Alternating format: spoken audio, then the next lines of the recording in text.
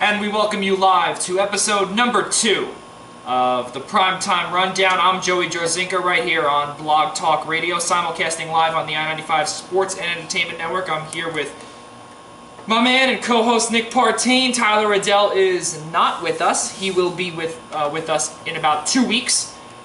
2 weeks' time next week, he will be at the LA Dodgers game and the Boston Red Sox game in Boston. He's going up there with a couple of friends. But folks, we cannot thank you enough for joining us here today. Joining us last time on Monday on our 5-hour show. Absolutely surreal, Nick. That show we were talking about for a while. It's come and gone. NHL free agency. We're going to get things started with that. And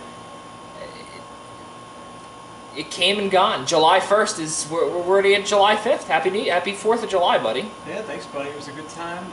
We could have actually gone longer that day. Stuff broke afterwards that we were kind of upset we weren't able to cover, but that's what today is for. So it's nice. We got a break yesterday. We had a nice day off of work to relax, research. We're ready to go. Yeah, for sure. And we'll see what happens moving forward with the rest of NHL free agency. Let's get things started with our New York Islanders. Let's not forget, folks, before we do get started with that, we do have something that we will be debuting today, the 5:16 sports update, and along with the 6:31 sports update from 5 to 7, we are on the air here. If anyone would like to call in as a guest, 213-943-3594.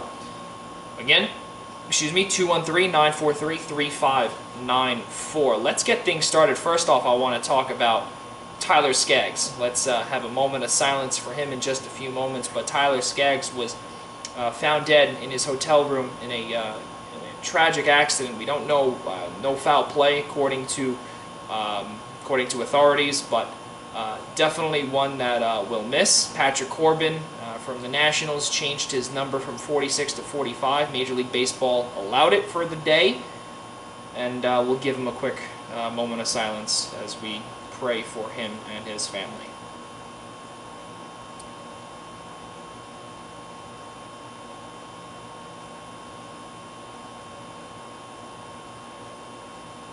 And I'm sure the Los Angeles Angels and his family did appreciate that, and the rest of Major League Baseball, of course. But Nick, let's get things started already with NHL free agency. The big fishes are gone. Artemi Panarin, of course, spurned the Islanders. Anders Lee comes back on a friendly $7 million deal that, to me, I don't know if it's so friendly, as you know, a lot of these teams, including your Chicago Blackhawks, were going to be in the running for him at about $9 million per season for about 7 years, and really, your team's not in good cap shape. And would it have benefited them for $9 million for 7 years? I don't know about that. Yeah, I don't know how truthful that $9 million number was. Once the Blackhawks traded for DeHaan and Mata, a lot of their cap space dried up. They seem to be going more for role players after that. Be able to steal Robin Leonard on a one-year deal, have money for things like that. I don't think they were big game hunting once they realized that Lee really wasn't interested in leaving. Maybe $9 million was what they were trying to do originally before they made all these moves. Maybe Montreal was offering that. Maybe Colorado was offering that. But it's hard to understand exactly where that number came from. I'd have to guess Colorado with all that cap space. I would say so. Most likely with all that, I mean, we figured and we saw something from Lou and from his agent Neil Sheehy the next day where he was never leaving. Yeah, those tweets were very demonstrative from his agent. They were very hype video-esque. Got the fan base rolling. And his comeback video that you saw was... Oh, that couldn't have been better. That was absolutely perfect. From the Wolf of Wall Street. I think, truthfully, that was... You really could not have gotten any better with the I'm not leaving from Wolf of Wall Street. And from what we've seen, everybody here on Long Island has appreciated it, especially the people... The councilwoman, the county executive, Lauren Curran. She appreciated it, where she gave or awarded Anders Lee a proclamation from Nassau County. I mean, cool, I guess. But then you also look at Neil Sheehy's tweet where he wrote, quote, "There was never, capital never, a moment on this free agency day where it was even a possibility that Anders Lee was going to leave the New York Islanders. No matter what else happened, this type of quote-unquote fake news fries my bananas. Anders Lee said the most important quality in a teammate is loyalty, and he meant it." Tell me if I'm wrong, Nick. Did Neil Sheehy take a dig at John Tavares on that one and the rest of the Maple Leafs? To be fair, he pointed out that Lee took a dig. Lee was the first one to take that dig. Sheehy was repeating Lee's words. Those were way back from when the season first started and Lee was named the captain. The digs were taken then. I don't think Lee has any real hard feelings for John Tavares because it seems like a lot of their teammates still hung out over the summer, so it might have been a playful dig, but who knows, maybe Lee really does have something, or he just knew that would really energize the fan base and get people in his corner as the captain. It very well could be. Honestly, I think that there is so much going on with that $7 million a year. Again, the quote prior to the loyalty tweet, Anders Lee never left the New York Islanders. We did not, quote, negotiate, end quote, with teams as Anders wanted to stay with the New York Islanders. There was much interest, and his $7 million annual average value allows Lou Lamoriello to pursue players who can help Islanders win. Anders was staying with or without Panarin. Now you have today the offer sheet, and and from what you've showed me, from what I've seen, obviously I worked from home today and I didn't see much, but from what I saw, we could be breaking something at the 5:16 or 6:31 sports update, and potentially even earlier. I don't know what you're talking about. I was not on Twitter while I was at work. I'm very diligent when I'm at the office, Joey. Oh, that is true. Well, but I saw it afterwards. Yeah, apparently some teams are sniffing around Mitch Marner. I've heard the number is $12.5 million a year thrown around. I've heard that he wants to stay short term because he wants to re-hit the market later. So we're going to see what happens. Apparently things are getting serious. Well, I mean, I would think just by looking at that, it's very evident that he's betting on himself, Mitch Marner, from the Toronto Maple Leafs, and could he do it? I think he can, and those 4 first-round draft picks that would be coming back in the way of Toronto, they would most likely be, depending on how the Islanders play the next 4 years, if Toronto does not match it, and they take 4 first-rounders. I mean, truthfully, you now have a lot of salary taken to Alexander Kerfoot, Tavares, Matthews, and Kerfoot's really the least of the problems. You have only one defenseman signed past the 2019-20 season, and that's Morgan Riley, and you're going to need help on the defensive end. Cody Ceci just signed a $4.5 million deal, 1 year. Nikita Zaitsev was traded. Ron Hainsey signed a free agent contract with them, and then you have Tyson Barrie, who came over with 50% salary retention with Colorado, and really, Colorado has the funds to eat some money, and they retained 50% of the salary, where they only are on the hook for $2.75 million. Toronto, that is. And same thing goes with Colorado. I think Toronto won that trade, by the way. I think Toronto won that trade because you lost Nazem Kadri, who has been a head case. In his farewell tweet in Toronto, it was a little bit of a dig to Boston. Tiny bit. You sign Andreas Janssen, Kasperi Kapanen, who Toronto drafted in the Phil Kessel deal in 2014 in the Philadelphia draft. Zach Hyman's going to be on the long-term injured reserve. You also have Nathan Horton for another year at $5.3 million. Obviously, that could be on the long-term IR. But once Zach Hyman comes back, you lose that $2.25 million cap cushion, and you have to pay, or we think you have to pay, Mitch Marner. Multiple times, Nick, there were things where it was, or reports out there that, quote, as Tyler had said last week, this could be the year of the offer sheet. And Sebastian Aho's the offer sheet that was signed, or that he signed in Montreal, And then we looked at the terms where $21 million had to be signed through the first 12 months.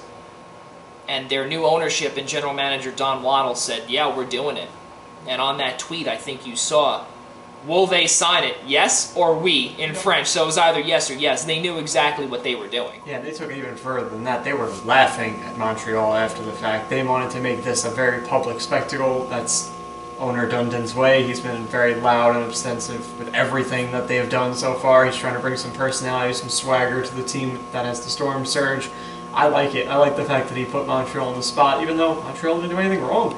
It was a perfectly legitimate maneuver for them to try and take a team that doesn't have a ton of money coming in and try and force their hand. Maybe they would have got lucky. They would have gotten Sebastian Aho for a first, second, and third on a team-friendly deal where they just would have had to make a signing bonus payouts early on.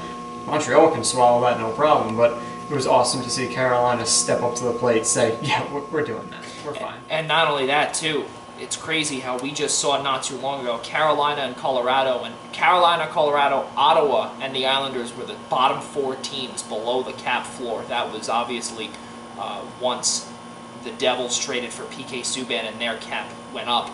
And they're actually still not at the cap floor. And the Hurricanes, all of a sudden, after they match that deal where they have to pay the current cap hit for Sebastian Aho for the next 5 seasons, or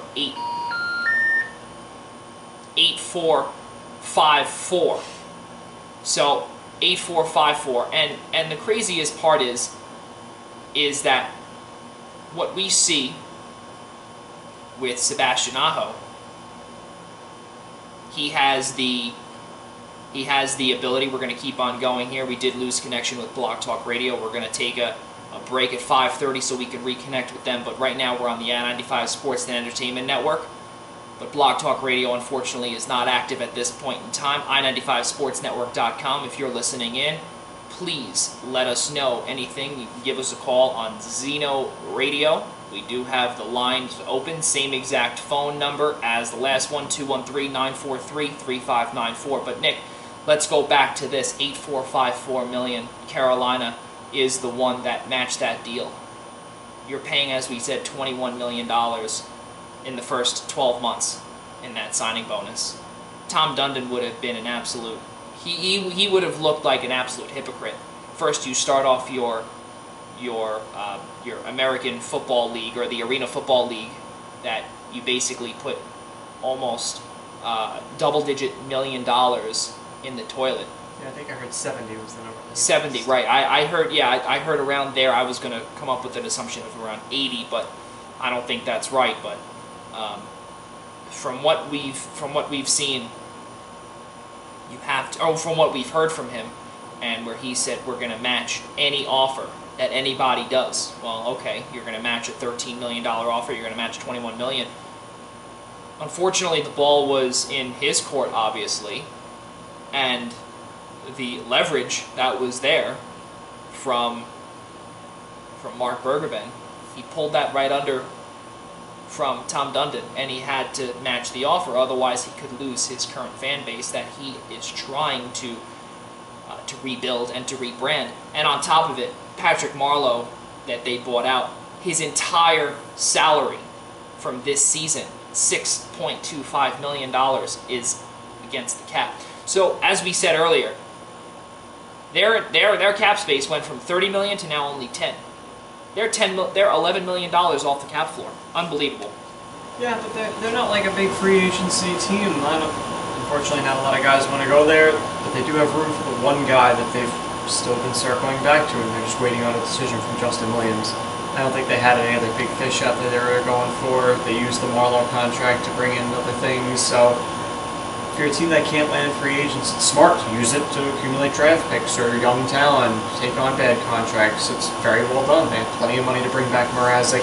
They have Reimer from that previous trade. They don't have any other big free agents. If they want to extend Brock McGinn off of his RFA or Gustav Forsling, they still have money to do that and money to bring back Williams. So they're very well run. They know what they're doing.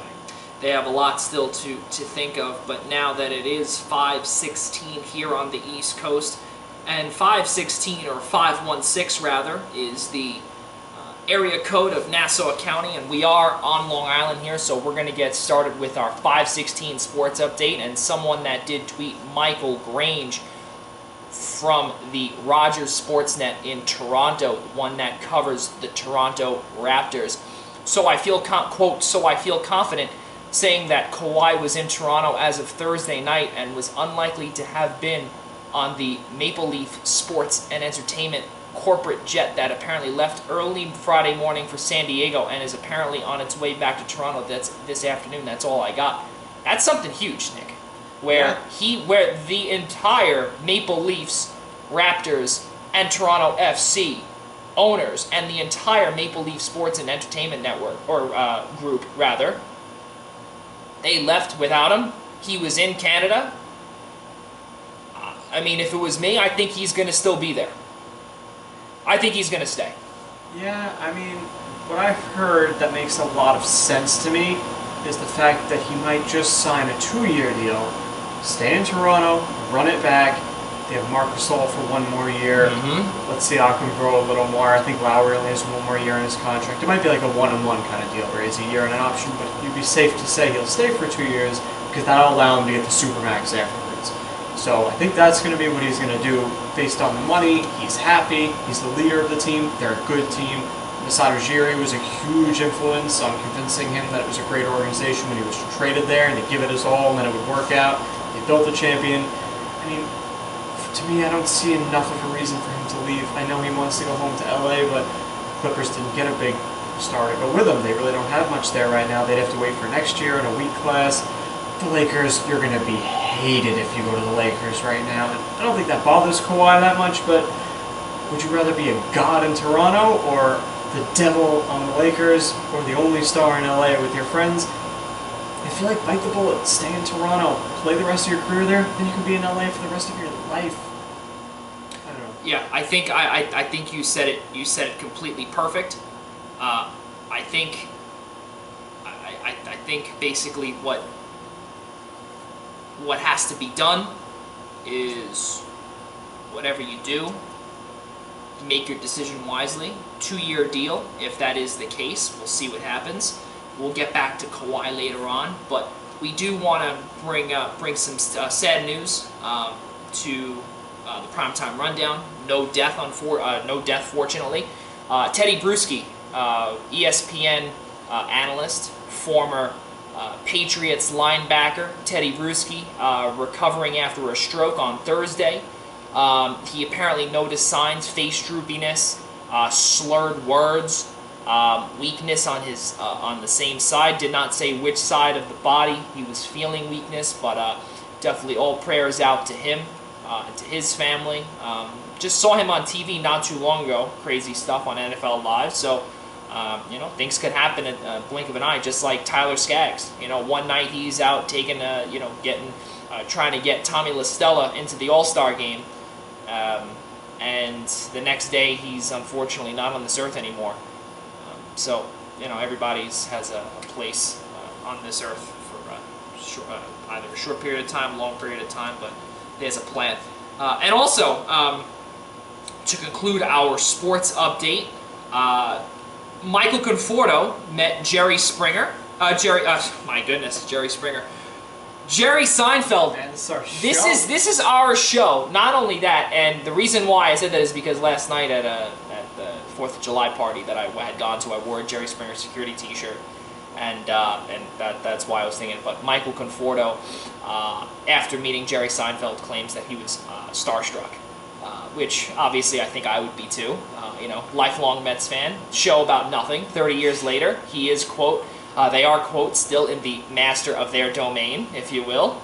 30 years later, I know I watch it every night, so that's just me. So that's our 516 sports update. I know it is 520 already, but let's get back to business in the NHL side of things. The New York Islanders, we talk about Anders Lee. We talk about Semyon Varlamov. Ilya Sorokin. We think he's going to be here. We think he is. We don't know. We have no idea. I don't really know how that's going to play out. And truthfully, Nick, I don't know, and I don't know if you know, maybe, but he's going to get paid. Varlamov, rather, is going to get paid $5 million for the next 4 seasons. God help us. If he can stay healthy, this would be great. And this would be, I think, a little still too much because really there was no competition for him at all. He would have probably made it all the way till today, and probably even farther. How much does Sorokin get paid? Because now he is, I don't know how old he is exactly, but he's one of the quote-unquote best signings or best goalies not in the United States, not playing in the NHL. Yeah, that's an opinion that I've heard, that he is the best goalie not playing in the NHL.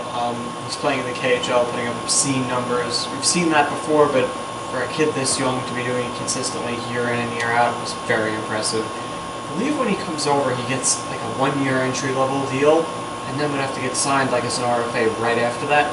So it's not like we're going to get a big discount on him when he comes over. So that's what makes the Varlamov cap hit so puzzling.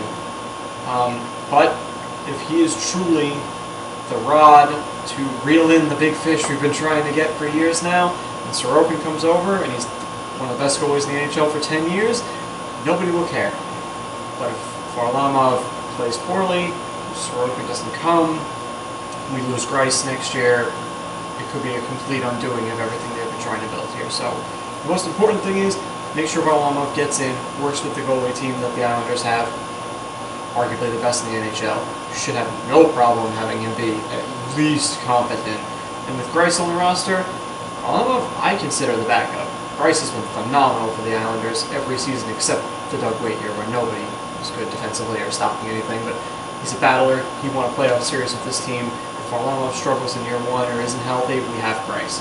It's the next year that things become a problem. If Sorokin doesn't come, or even if he comes, he's a rookie. We need Varlamov healthy. We need him to be steady, solid, and for $5 million, you need to be a very good goalie for this team. Last year, 2018-19, he split time, not really split time, the majority of his starts was with Colorado. Philip Grubauer was the backup. 49 starts last year with 2.87 goals against, 90.9 save percentage, and that's not that good. No, it's not, but it's a much different playing in Colorado than with Barry Trotz. And with Mitch Korn as your goalkeeper coach.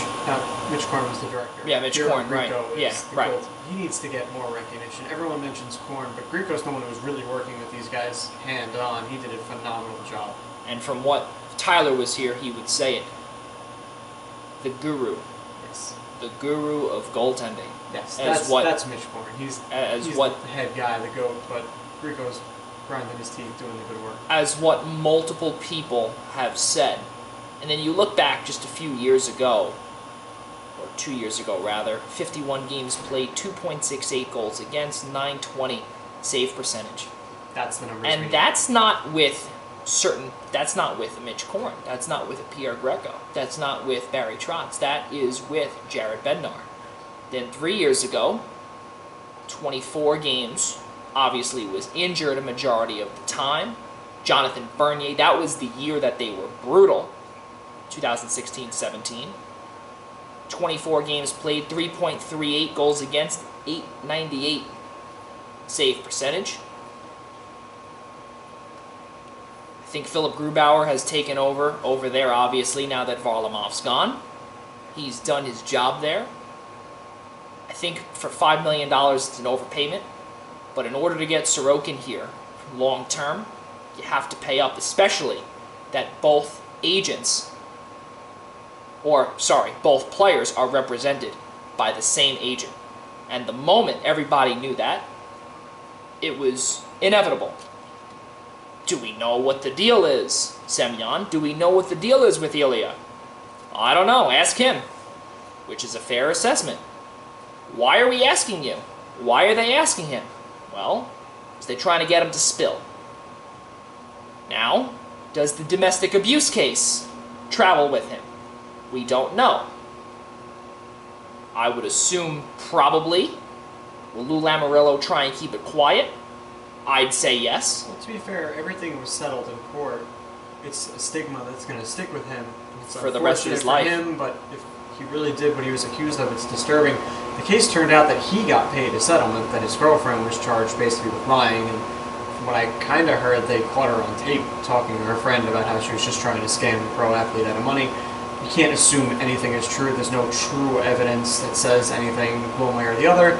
So it's a sticky situation that we'd rather just keep out of things being talked about in the locker room. Hopefully he's a good guy. He would never do it again if he did anything, and that the whole situation was rectified. It's settled in the courts, so it'll never come back up. As a matter of that, we can only hope. But that is a concern with Varlamov. You don't know if he's a bad egg. You don't know if he's going to do anything off the ice, and it's terrifying, especially something as serious as domestic abuse, which is the kind of thing that I feel like if you get charged with it and you're truly convicted, you should be thrown out of pro sports. It's despicable. Slava Voinov is another one that obviously is most likely going to be coming back to the NHL in the next year or two, and clearly we got your stance on that, Yeah, and it's truthfully, it's an absolute joke. I'm with you on it. I think that goes the same thing with pro football, with Kareem Hunt. So many people in pro football. Kareem Hunt, Ray Rice. And it's not only pro football, it's everywhere else, and it's everywhere. And it's whoever it is. It could be anybody. Yeah, I don't get it. There's so many kids out there busting their butts in the minors, trying to work their way up into systems, doing everything the right way, cleanly. And these scumbags that are going out there breaking the law, taking full advantage of their stature as a pro athlete, getting everything on their own handed to them. Even though, what do they give, a half-hearted apology on national TV, and that's what happens?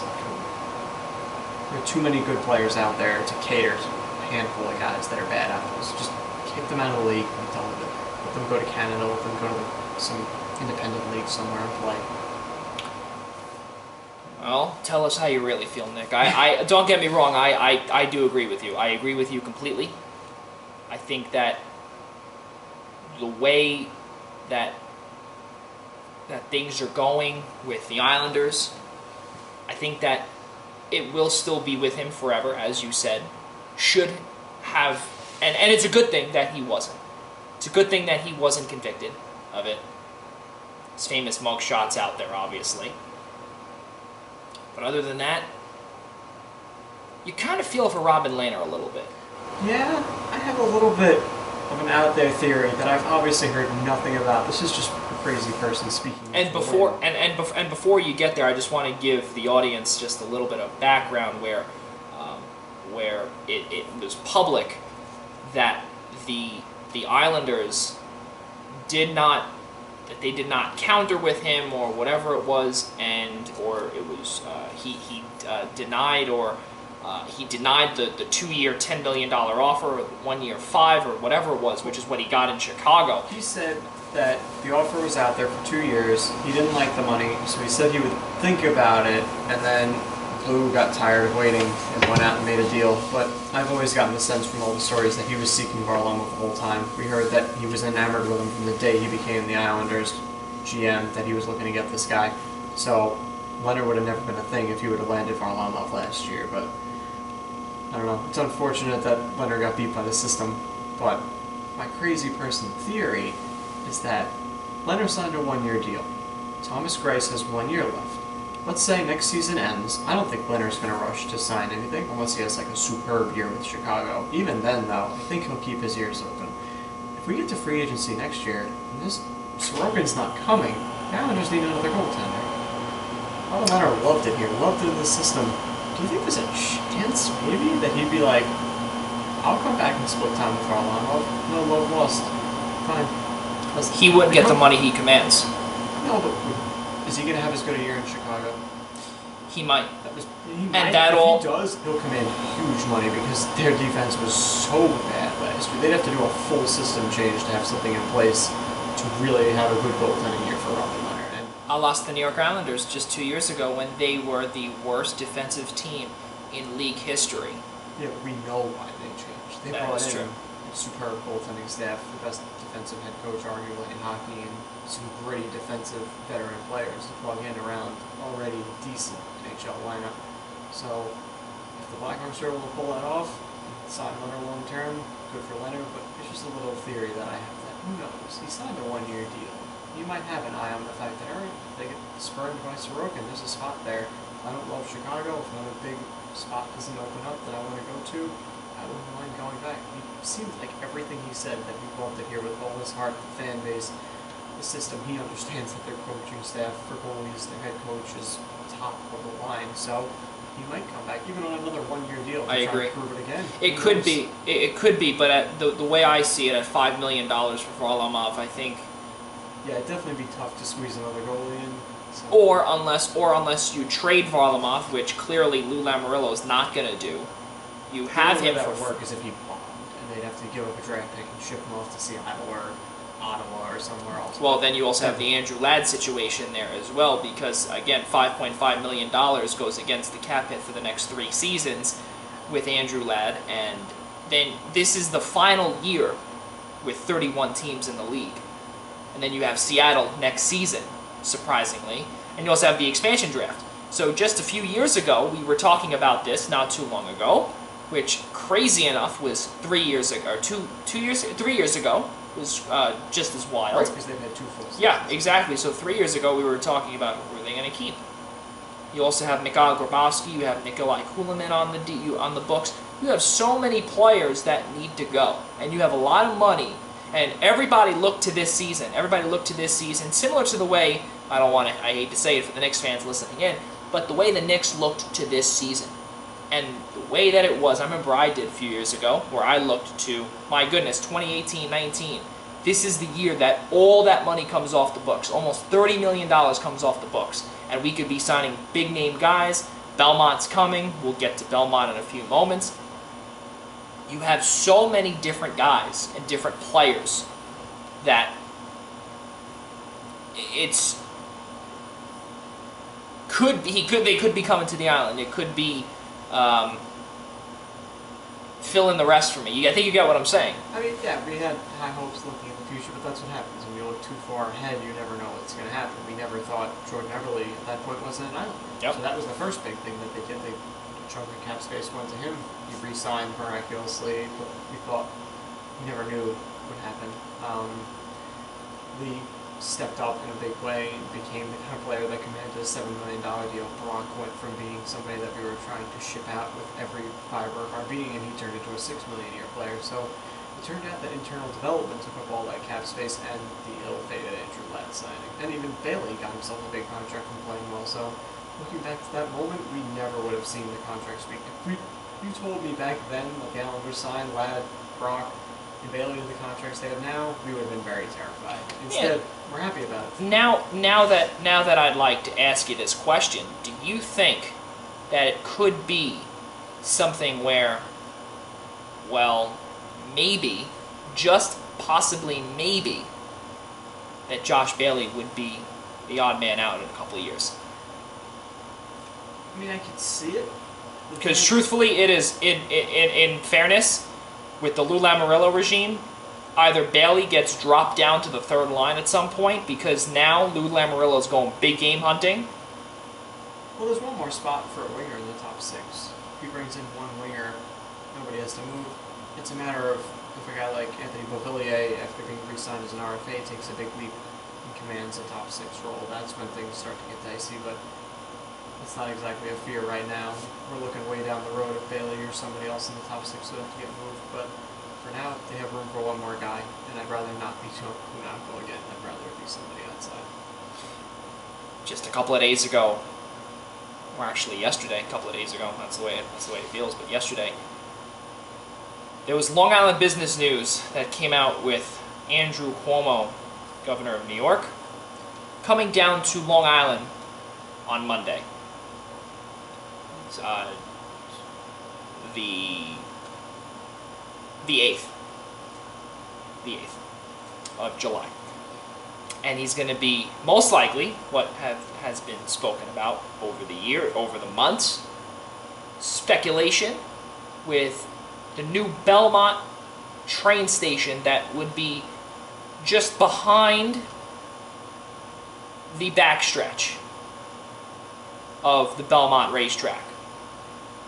Multiple critics from Elmont residents, Floral Park residents, Belrose, multiple people have not liked, have completely disagreed with everything and everybody. And now there is a most likely chance. Let me rephrase that. A good opportunity for the Islanders to actually have a definite home. Yeah, all signs are pointing that way. We're assuming that... Because why would you be rebuilding or building a train station? For what? Yeah. If you're not building that arena... The train station is ridiculous. Not that many people are going to take the train to Belmont racetrack. And not only that, but you also have a lot of people in that area that have to go other places. They have to travel up north to Great Neck, all the way up to Great Neck. They have to go down south. They have to drive.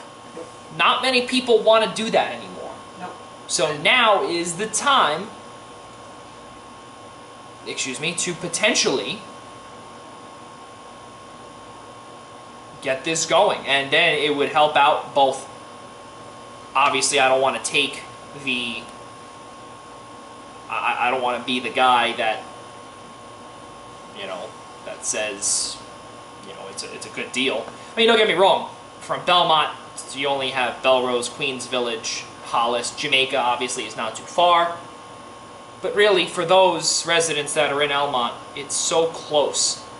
And you have to still get in your car, travel, park, but you're going to have one right there. And it's going to be full time.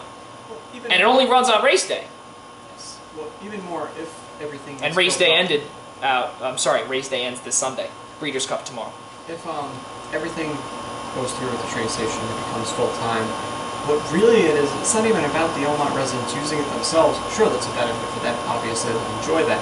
The big thing is they are so against the traffic that this arena will bring. But if there's a full-time train station there, it will definitely cut into the traffic. People like to drink when they go to these games, and they're not going to drive if they're drinking, and they're tired of having a designated driver. There will obviously be a humongous crowd that's going to drive and tailgate. It's a big part of this.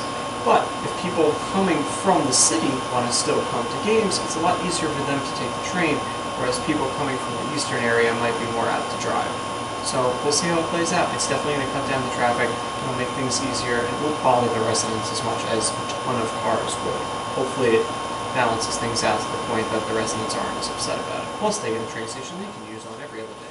2021 to 2022 is the estimated time of opening for business for the new Belmont Park Arena. 18,500 would be the estimated seating capacity, 250-room hotel, retail space, movie theater. Would cut into our time at Belmont Stakes.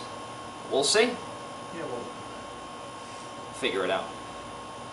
Well, we're going to take a quick break here on Blog Talk Radio on the I-95 Sports and Entertainment Network. We'll be back on the opposite side of this break. You're listening to Primetime Rundown right here on Blog Talk Radio. Kawhi Leonard update due up when we return.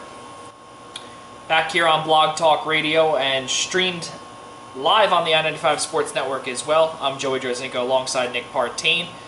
The Kawhi Leonard update that we did promise you, unfortunately, is that he has not chosen anything yet. So sorry for the I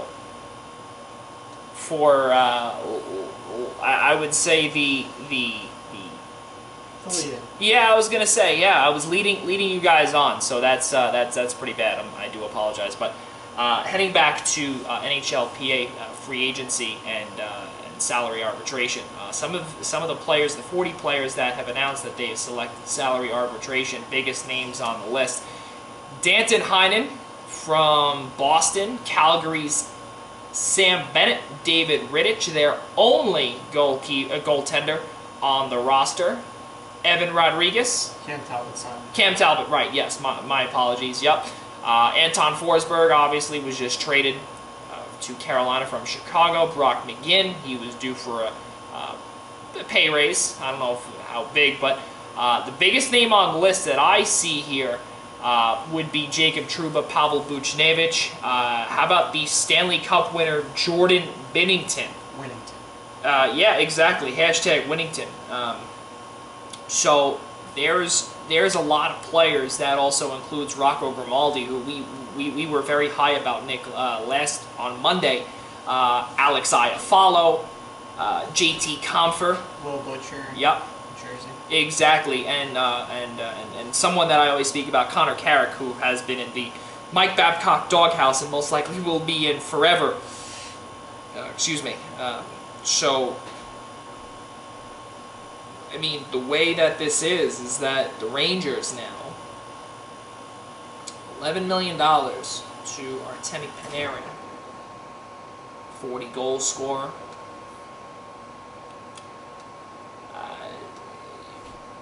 Things could be a little bit tight moving forward.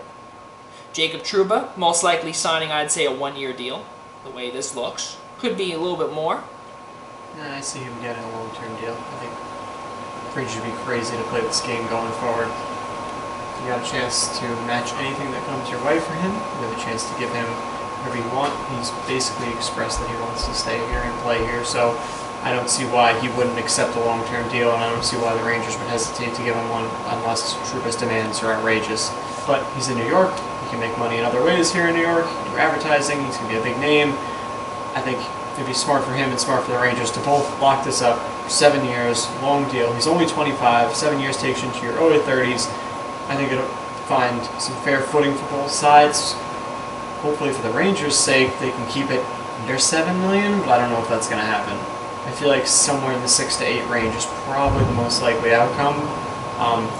To the Rangers' benefit, Trouba hasn't been a top pairing defenseman. He's been mostly on the second or third out in Winnipeg, but on Trouba's side, he's been great. He's 25, he has the whole skill set, the whole package, and the Rangers' defense is basically just him. Kevin Shattenkirk, the Rangers don't really want. Mark Stoll, the Rangers definitely don't want. Brady Shea is a solid defenseman. Brendan Smith, the Rangers really don't want. Adam Fox picked the Rangers, but we don't know what he is. Tony DeAngelo has shown flashes. He also needs a contract. So Trouba knows they need to hit on him. They need to get him. He needs to be their linchpin defenseman going forward. The team absolutely needs it. So we'll see how those negotiations go. For the Rangers' sake, hopefully they can get it done clean, quick, and get done with it, not have it dribble into the season, God forbid, and end up a William Nylander situation. They want this done. They want him on the roster, long term, settle it, be done. Or they would also have to pay bulk of their salary, or a bulk of that salary, just like William Nylander. You said it, $12 million in the first year. Just last year, it was $12 million he was paid, and it took Toronto to the tippy top of the cap because of that, but obviously it went down to 6 just because he signed midway into the season. I'm sure they don't want that to happen with Mitch Marner. Who knows? Yeah, and We're on top still of that, one of the No, you're good. One of the big things that goes in the players' favor is you could see that it affected William Nylander's play. He wasn't the same player until maybe the very end of the season, and you can't afford to have one of your better players on a team that wants to contend sitting on the bench, rotting, not being in game shape. You need to be able to get contracts done, so it gives the players a little bit of leverage that Nylander was able to wait it out and still get a favorable deal. Other guys are going to do this if they don't get the money. They'll sit home, they'll wait, they know they'll get paid by somebody eventually, so they have more leverage than they ever had. The Rangers need to understand this and get Trouba signed. Don't play around with this thing. Even if the Rangers aren't going to be that competitive this year, you don't want to create bad blood. You don't want your fan base to not be understanding why their prize trade acquisition isn't on the ice. Get it done. Pay him. You have a lot of money coming off the books after this year. You have a lot of young talent that'll be on entry-level deals for a couple of years going forward. You're building the right way. You can afford to pay what you think is a young, top-pairing defenseman prime dollar right now, which is why they were able to sign Panarin. They have the room. They have young players. Pay the big money to the stars. Fill everything in around that with the young talent you've been acquiring, all these draft picks that you have. And have things set up right. Don't cheap out stars. Personally, I think also, now that you said this, Nick, I think that Rangers are going to be in cap hell soon. and I think we brought this up last week, and I know that this was a little bit of a debate between the three of us here, and I know for a fact that the way it looks, just by looking at some of the Rangers, just you sign Artemi Panarin to that $11 million deal, 11,642, and he brought his price up, and I'm sure the Rangers, well, they countered, and they got their man, but it's for 7 years, and you still have a lot of names to sign. You have a lot of guys to sign in about a couple of years, and I think their window is not open yet.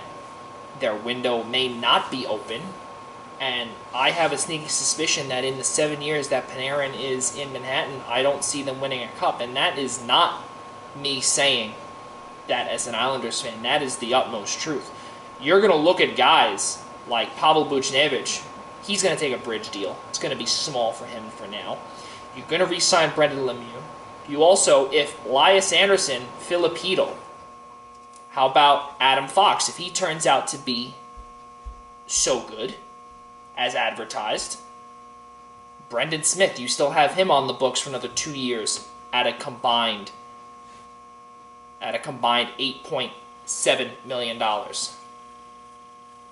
Brady Shea, you signed for another 5 years. Okay, his salary kicks in. You still got to sign Anthony DeAngelo. And in 2 years also, thankfully for them, Henrik Lundqvist, $8.5 million comes off the books. It all depends who they bring in. Yeah. It all depends if they trade away these guys for someone bigger, like a big fish.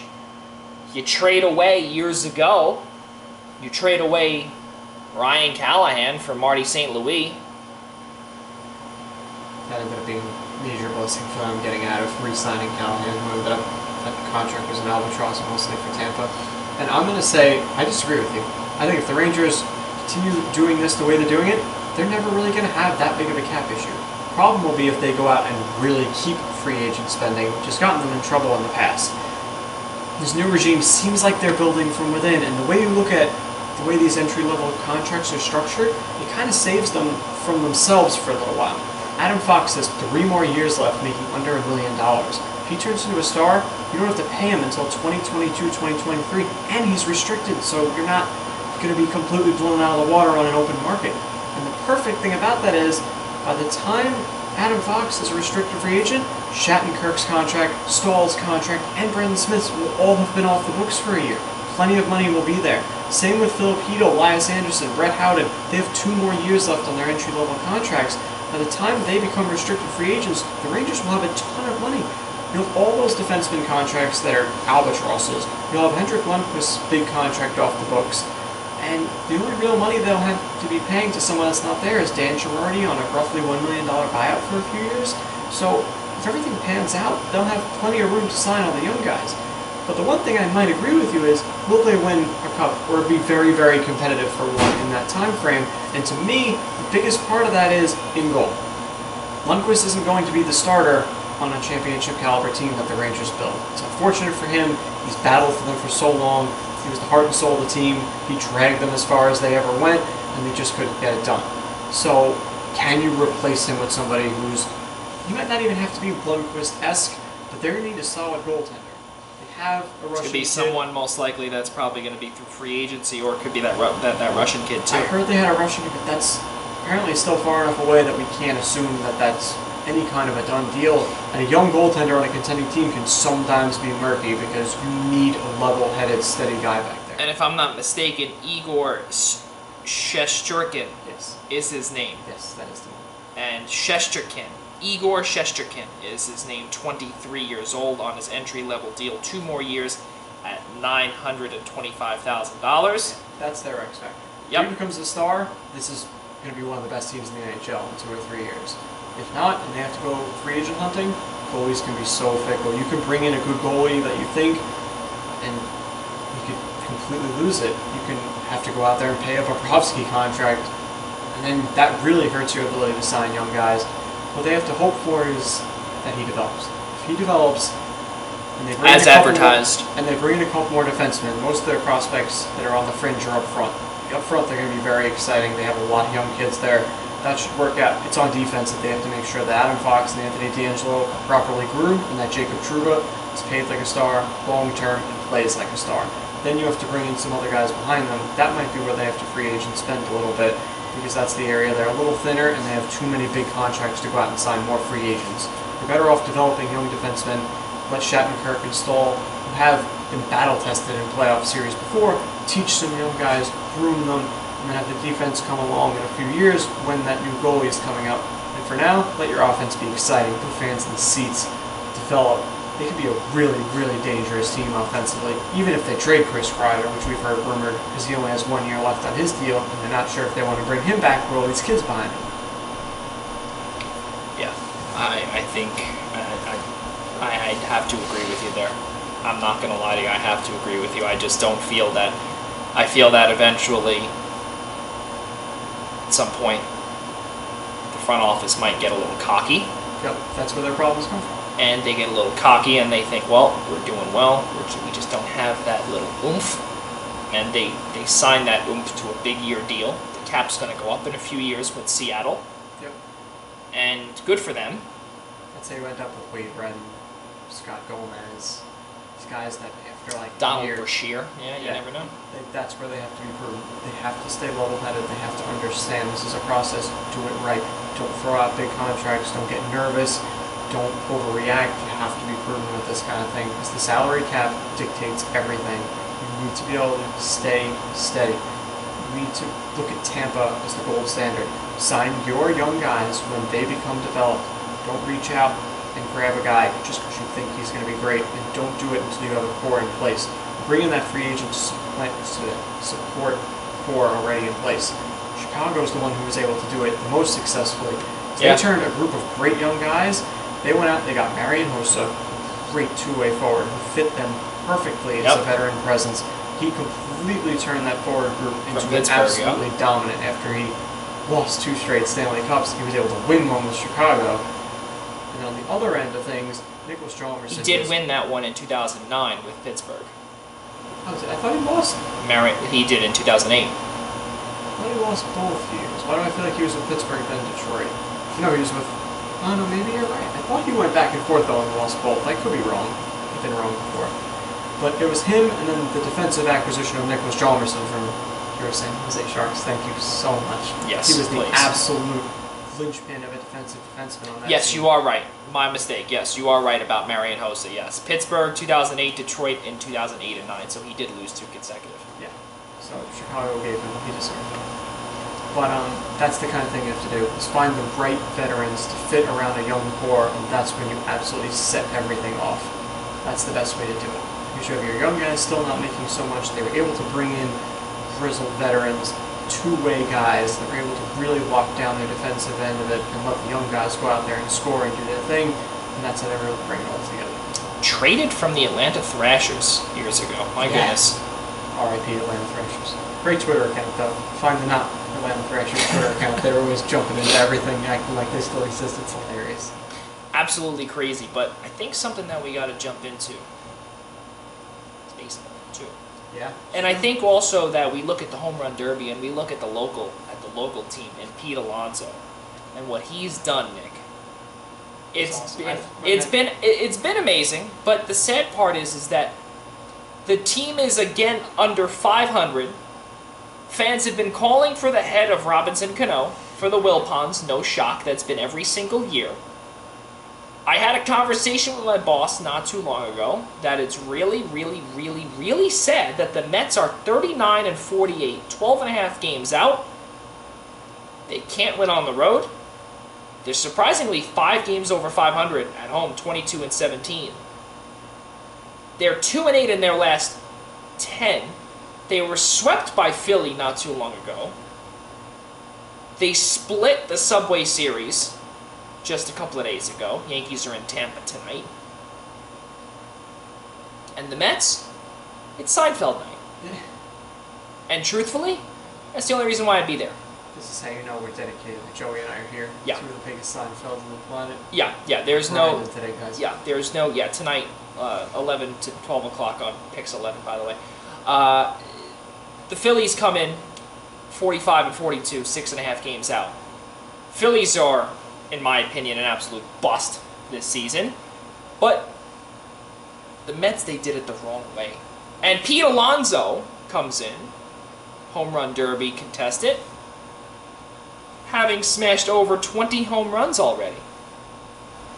Talk about the Phillies, as you were saying. Well, I'm going to first give you a hot take on the Mets. Let's hear it. I don't think they did this necessarily the wrong way.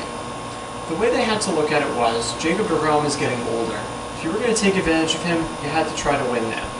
Now, giving up Jared Kelenic in that Edwin Diaz-Cano trade, honestly, it was a big pay, but by the time Kelenic came up, deGrom would have been long gone. There would have been other problems with the Mets.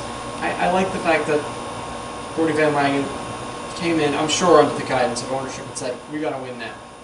It made sense. But we have to do it the cheap way. Yeah, I mean... That's the problem. But, because really, you're taking on all this money with Robinson Cano, well, who signed that 10-year, $200 million or $250 million contract? Or, yeah, it was up there. It was up there, right. Yeah, and that was one that the Yankees said no 2 years ago, and for good reason, because the Yankees would have been stuck with that contract. Yep.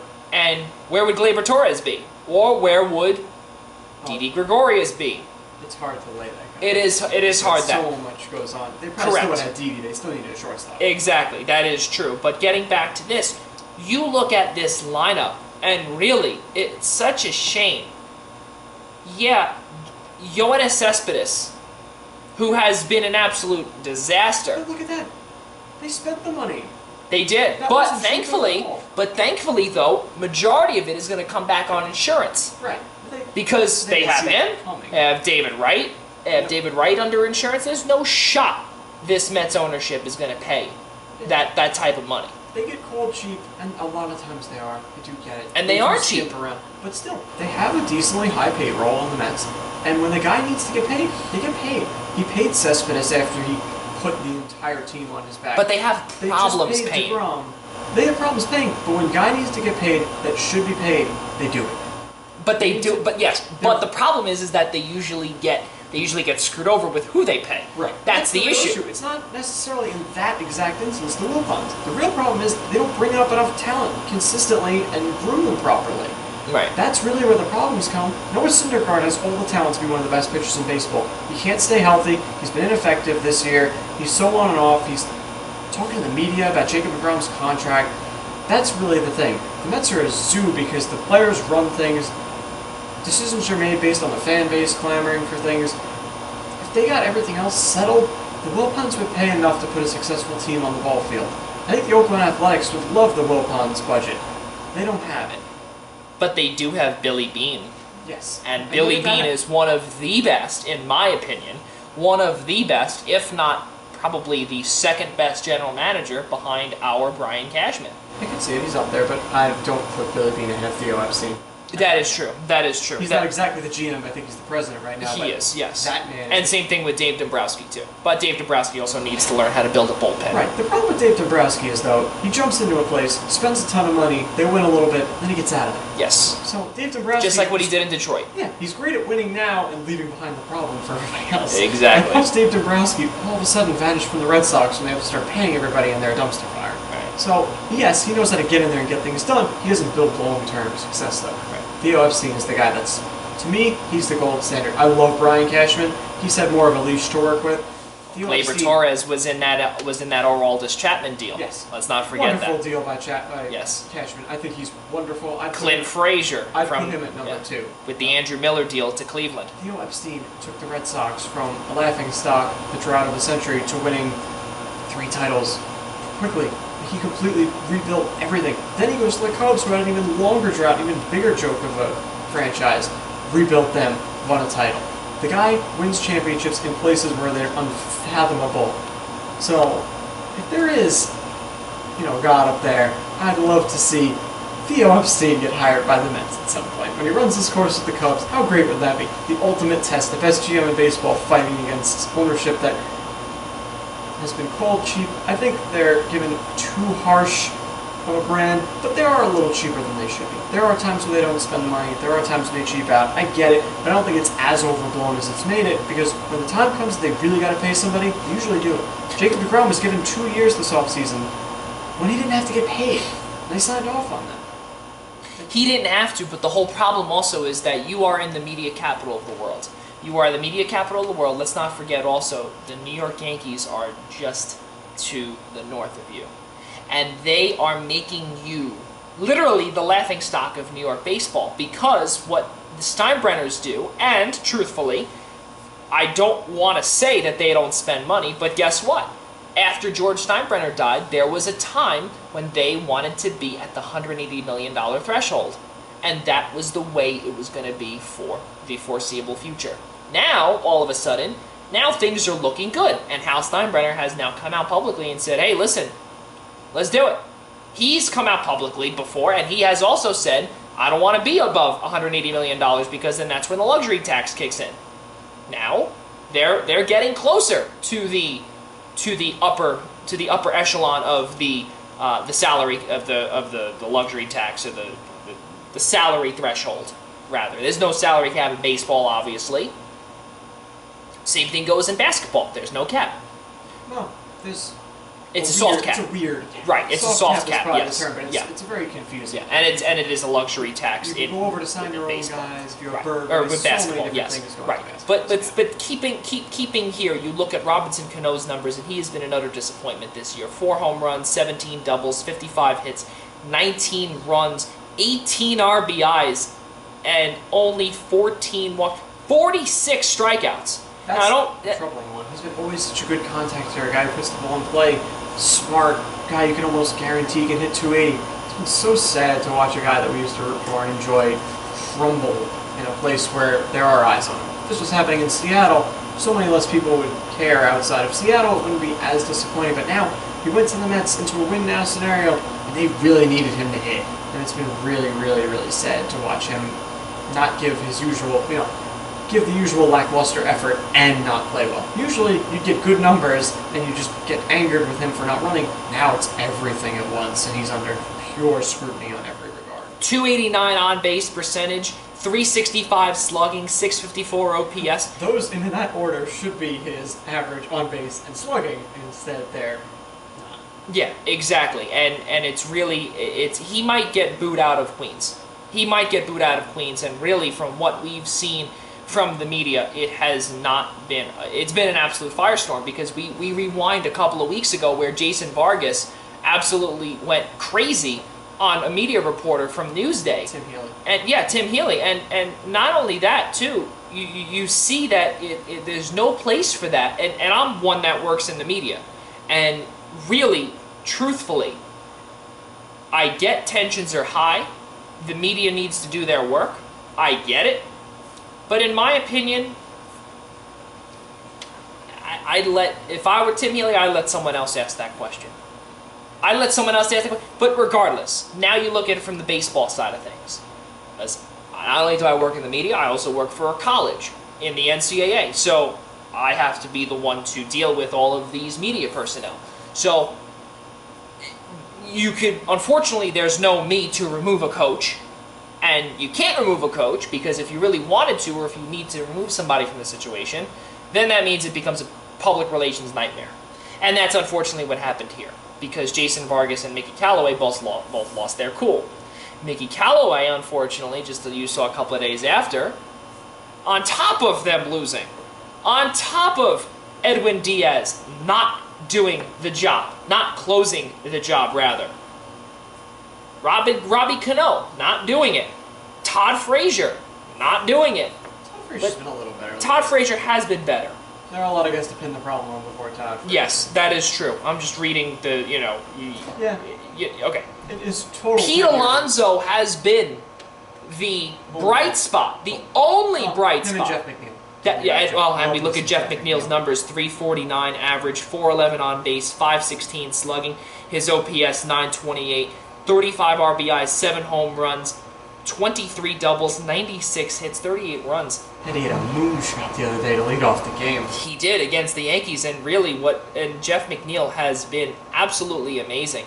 And there have been thoughts and a lot of rumors going around that he could be taking over Robbie Cano's spot at some point. And really, by rights, if Robbie Cano is not getting paid all that money, and remember, the Mets took on all that money from Seattle. Same thing goes with Edwin Diaz. That was the spicer, if you will. Right, Diaz was the talent. Diaz was the But on the talent, cheap but you money. had to take Cano. Yeah, but the Mets also dumped off some contracts they didn't want. They got rid of the Swarzak contract they didn't want. They got rid of Yep. Jay Bruce's money they didn't want. Yep. So, like, the longer-term money was with Cano, but they were able to basically, I think, almost match the money they brought in that trade with what went out. That's the problem, though, is that may have been a situation where the Wilpon should have opened the wallet, so they didn't have to give up Kellenic. They could have just taken on the Cano and Diaz and given up a minor prospect.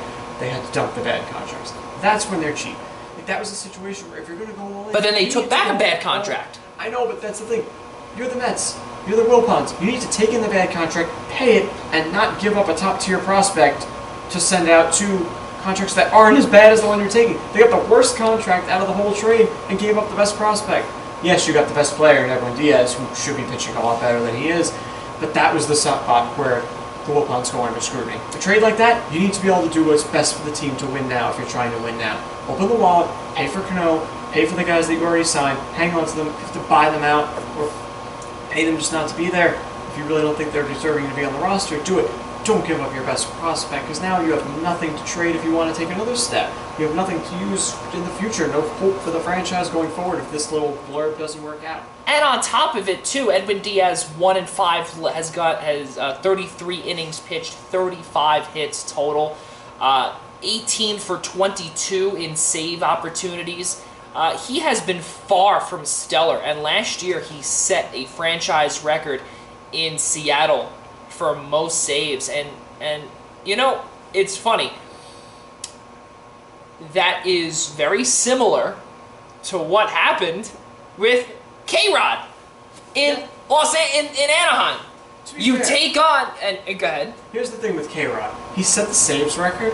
I had him in fantasy that year. The thing that people didn't notice is he blew like 6 saves that Yep. season.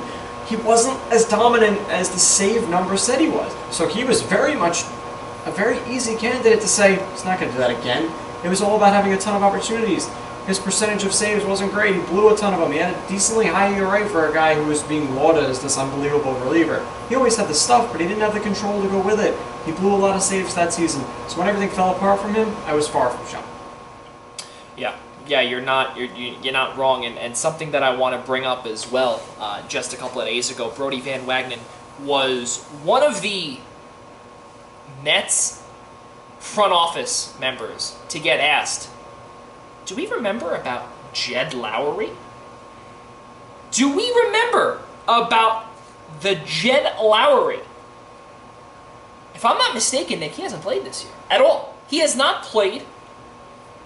He was landed on the DL, or on the IL, on the injured list. Rather, I do apologize to those who I may have offended just now. March 28th, retroactive to March 25th. So this is going all the way back to spring training. The injury, sprained capsule in his left knee, grade 1 hamstring strain. You may not even need Jed Lowry anymore. Could put him at second base. Yeah, that's, I think. Put Jeff McNeil in right field, where he's starting tonight. I would assume that if Jed Lowry was healthy and playing the way he should be, probably Cano wouldn't be playing anymore. Yeah. Because J.D. Davis has shown that at the very least he can hit left-handed pitching, and he's had some pop. He's having trouble getting in the lineup with this lineup. And Jed Lowry was signed to be their third baseman this season. Well, Todd because Frazier really, was there, but that was the spot that probably he would have keyed on because Frazier was really bad last season. Well, but he was also kind of a Swiss Army knife that they could play in a couple of different spots. Lowry. but Jed Lowry would be starting. Jed Lowry would be. I He mean, probably would have been the opening day third baseman, but I think the Mets were going to do a very much infield by committee kind of thing, where a lot of guys would have got a lot of rest. You have some veterans there that you don't want to play every day, so things really got cycled in and out.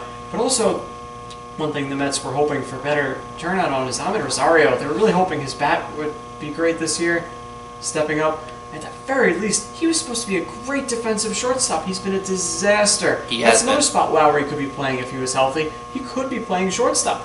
He might be at Rosario's level defensively at this point in his career, but at least he'd be hitting.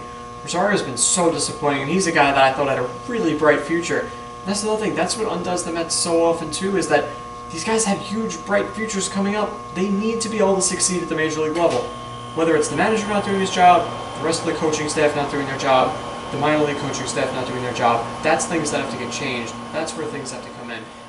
It's funny you say that, Nick, because really the way I see it as the farm system, and it goes all the way to Port St. Lucie, all the way up to Binghamton.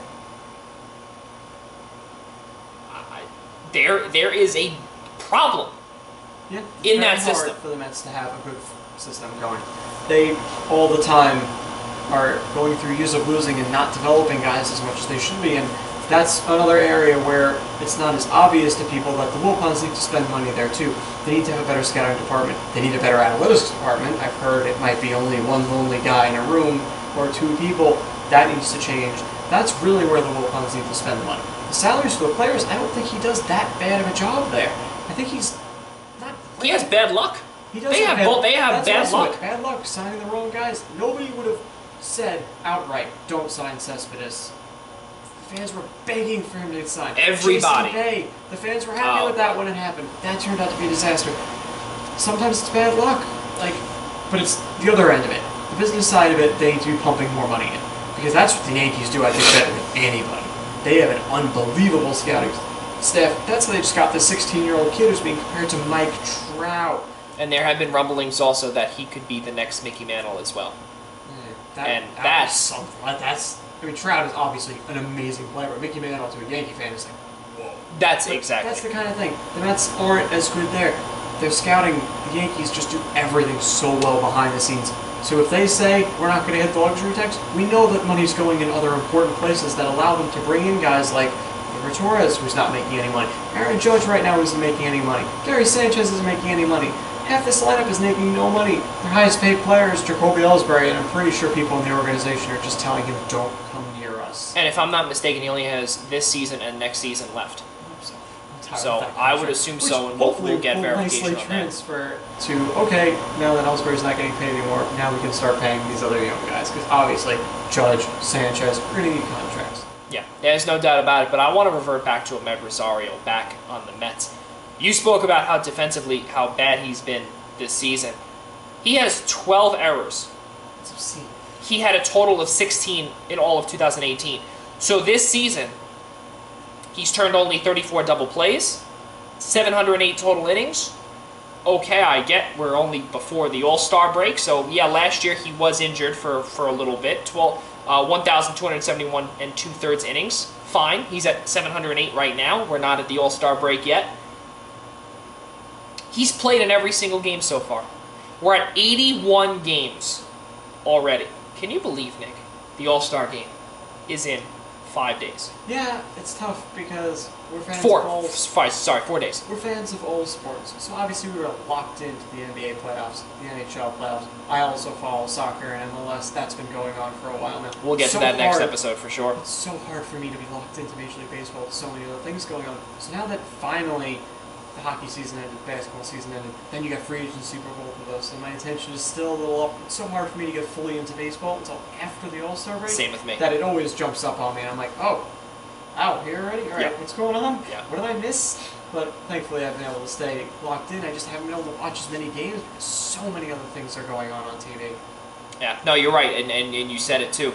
The way that it is, we have Monday Home Run Derby, and to me that is the greatest night, because once I know the All-Star game happens that night, the way I always see it, I know every year Fox comes out with the postseason graphic, and to me, I think about it, my goodness, summer is almost over already. And truthfully, yes, it is only July 5th today, but before you know it, we're going to be turning around and we're going to be talking about the U.S. Open over in Queens and fantasy football and the league that we're probably going to be playing in all together, and it's really going to be such a shame. But heading back to the Yankees, actually tonight they are in Tampa Bay, and we'll see what happens with the Yankees. They came off of I believe it was a 5-1 victory on Wednesday night. Yeah, it was a Wednesday night victory for the New York Yankees. So there's a lot of turnaround in all of baseball. CC Sabathia is getting honored. They're not coming off the Mets game. Sorry, they beat the Rays. Remember last night, 8-4. Yes, that is Sorry, my I missed mistake. the game. Right, yes.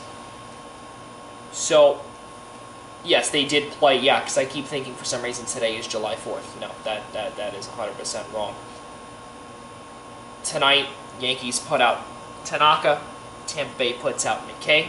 So excited to see Brandon McKay pitch. The guy comes out, his first major league start, and starts off with almost 6 perfect innings. The guy apparently can hit also. We're not going to get to see that just yet. He's one of those super intriguing prospects. And you know when Tampa brings up pitching, they know what they're doing. They bring up pitchers, they end up good. Brandon Snell, Tyler Blake Glasnow. Snell, yeah. Oh, yeah, my bad. You're good. Glasnow, David Price going back. They know how to develop arms. They've always had pitching. So Chris Archer. Yeah, Chris Archer, who kind of topped out and they were able to flip before that became a real bad thing for them. They're just very smart with their pitching, and I know this kid's going to be exciting, and I really can't wait to see him hit again because obviously Shohei Ohtani has taken the league by storm. Rookie of the Year last year. So fun to watch. If it wasn't for an arm problem, he'd still be pitching now, but I like this. I like that these new kids are coming up. They can pitch and hit. It's going to be really fun. The next time we're going to see Tampa Bay in a National League ballpark will be August 12, 13, 14 on a 3-game set in San Diego in Southern California. So we'll see. Hopefully Brandon McKay will be in the starting lineup there, and we could see him possibly hit. And I'm sure that week when we have our show, we'll be bringing up this part of the segment, and we'll be bringing up about Brandon McKay for sure. I'll just be coming back from Toronto just a few days before. I'll be I'll be live from Toronto on the Friday in August. I'll tell you all the exact date in just a moment, but you guys will be here, and it'll be actually August 9th will be the show time, live from Toronto. And yeah, it's absolutely surreal what's going on in Tampa, Nick, with Montreal being the potential home for those guys. I really hope that's just a smoke screen, that they're just trying to get an actual field for Tampa to play on. I also really hope they don't pigeonhole themselves into Tampa. I don't know if there's a market in Florida for a baseball team. 2 of them massively struggling, can't put people in the seats. It might just be better to move them to more sports-friendly towns. It sucks for Florida. I'm sure there are dedicated fans there that would hate to see them go, but they're toiling away down there. Imagine if Tampa played in Nashville and had an unbelievable fan base and more money to spend with this scouting department and these brain trusts running it. They bring in forward-thinking guys. They started the whole opener craze. Like, this team having a little more money behind them and a great fan base could be something really fun to watch in a division that already has the Yankees and Red Sox that are consistently successful. It'd be a really, really, really wild division if you get another successful team in there. I also believe, and I don't mean to cut you off, but the way that I see it, let's not forget. You said Nashville is a place, Just a spitball. I haven't heard anything about that, but they don't have a baseball team and their fans are incredible. and neither does Charlotte. And Charlotte is another team that fills in the seats day and night with the Charlotte Knights, the Chicago White Sox affiliate, AAA affiliate. And that ballpark, BB&T ballpark, they could easily, in my opinion, fill up a full stadium. If they're filling up AAA for the Chicago, and don't get me wrong, the Chicago White Sox, their roster, their farm system, They've seen some good names come up. they have seen some very good names come up, and really, just by looking at some of their guys here, one of which, Jacob Lindgren. Dylan Cease just made his MLB debut. There you go. You have him too. Eli Jimenez was there for a little bit. And looking at some of these guys here, a lot of major league talent. Ryan Goins, Alcides Escobar, Ivan DeJesus, Brandon Geyer, all these guys who could not make it, they're winning. They're winning, they're doing a good job, but they're also, again, filling the seats. That's exactly what they're doing. Because both Carolinas don't have any baseball there, so that could be another good spot. 47-39 coming into tonight's game against Norfolk. The Nationals. Farm team. Speaking of farm teams, I have another fun spot for a team. Let's hear it. One of the Mets affiliates is from Viva Las Vegas. That is true. Who has shown an absolute booming fan base for their hockey team.